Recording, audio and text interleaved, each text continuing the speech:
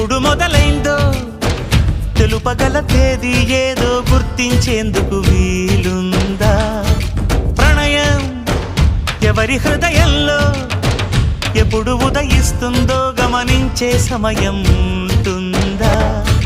ప్రేమంటే ఏమంటే చెప్పేసి మాటుంటే ఆ మాటకి తెలిసేనా ప్రేమంటే?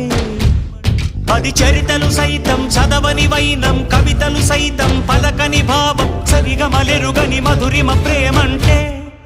దరిదాటి ఉరకలు వేసే ఏ నదికైనా తెలిసిందా తనలో ఈ ఉరవడి పెంచిన తొలిచిన కేదంటే?